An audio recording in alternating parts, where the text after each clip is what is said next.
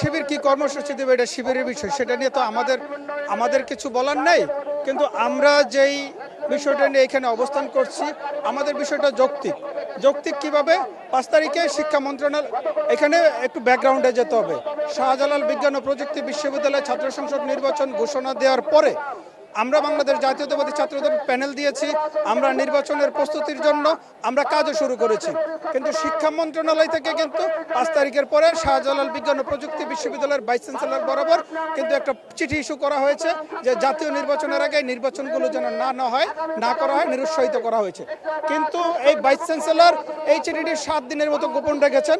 12ই জানুয়ারি যখন election commission থেকে আরেকটি প্রজ্ঞাপন জারি করা হয় যে সকল ধরনের নির্বাচন বন্ধ থাকবে, তখন ওই ভাইস চ্যান্সেলর বলতেছে যে হ্যাঁ, আমার কাছে এরকম একটা চিঠি এসেছে, কিন্তু আমি এটা আপনাদেরকে বলতে ভুলে গেছি না, উনি ইচ্ছাকৃতভাবে এই চিঠিটা হাইড করে রেখেছেন।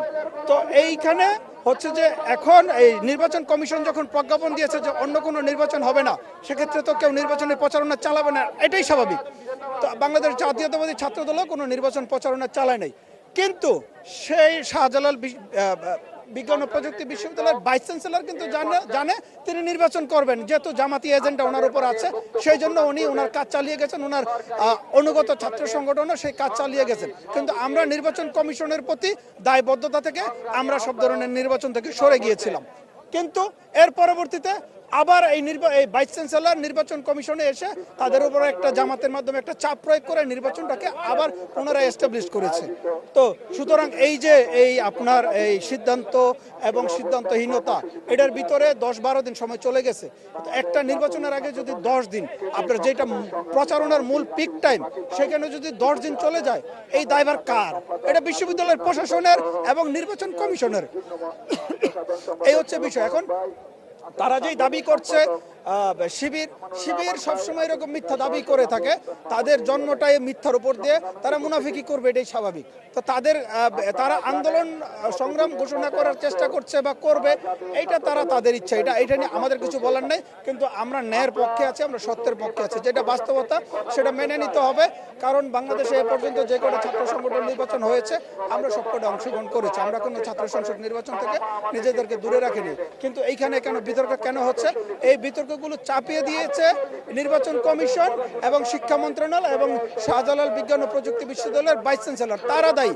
এটার জন্য জাতীয়তাবাদী ছাত্রদল আমরা দায়ী না। আপনারা জানেন যে আমাদের পোস্টাল ব্যালট, বিএনপির যে পোস্টাল ব্যালট, সেটি আপনার একটি ভাঁজের মধ্যে রেখে যে মানে নজিরবিহীন ম্যানিপুলেশন, পাশাপাশি আমাদের সাকসুতে যে নির্বাচনী যে আমাদের আজ প্রজ্ঞাপন ছিল, সেই প্রজ্ঞাপনটি বিশ্ববিদ্যালয় গোপন রেখে, বিসি মহোদয় গোপন রেখে যে ধরনের কার্যক্রম করেছে, পাশাপাশি নির্বাচনে যে ধরনের ম্যানিপুলেশন হচ্ছে, বা এর মাধ্যমে আমরা কালকে যে দাবি জানিয়েছিলাম, তারপর আজকে আমরা এখানে এসেছি, অবস্থান নিয়েছি।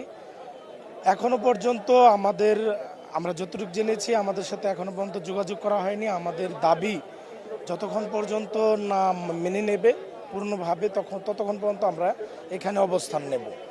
এই অবস্থানের মাধ্যমে আমরা জানিয়ে দিতে চাই যে বাংলাদেশে নির্বাচন কমিশন শিরদাঁড়া সোজা করে দাঁড়াবে এবং নির্বাচন কমিশন কোনো ধরনের ম্যানিপুলেশন ছাড়া, কারো প্রভাব ব্যতীত সঠিকভাবে সিদ্ধান্ত নেবে, অবাধ নিরপেক্ষ নির্বাচনের পরিবেশ তৈরি করবে। এবং সে ব্যাপারে বাংলাদেশের মানুষ তাদের পাশে রয়েছে, তাদেরকে সে ব্যাপারে সঠিক সিদ্ধান্ত নিতে হবে। স্বায়ত্তশাসিত প্রতিষ্ঠান হিসেবে যেভাবে যে কোনো ধরনের রাজনৈতিক প্রভাব মুক্ত হয়ে সিদ্ধান্ত নিতে হয়, সেইভাবে যাতে সিদ্ধান্ত নেয়, আমরা সেই ব্যাপারগুলোতেই মূলত এখানে এসেছি। আপনারা দেখেছেন ইতিপূর্বে আমাদের মাননীয় সভাপতি রাকিবুল ইসলাম রাকিব ভাই বলেছেন যে আমরা কোনো সময় নির্বাচন ম্যানিপুলেশনের জন্য বা নির্বাচন কমিশনের কাছে কখনো যোগাযোগ করিনি।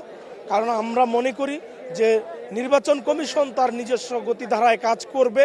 কিন্তু যখন আমরা পোস্টাল ব্যালট সহ বিভিন্ন জায়গায় সন্তোষজনক আচরণ দেখছি না, এবং নির্বাচন কমিশনের যে নিরপেক্ষতা, স্বায়ত্তশাসিত প্রতিষ্ঠান হিসেবে যে আচরণ করা প্রয়োজন, সেটি আমরা দেখছি না, তখন আমাদেরকে রাজপথে নেমে আসতে হয়।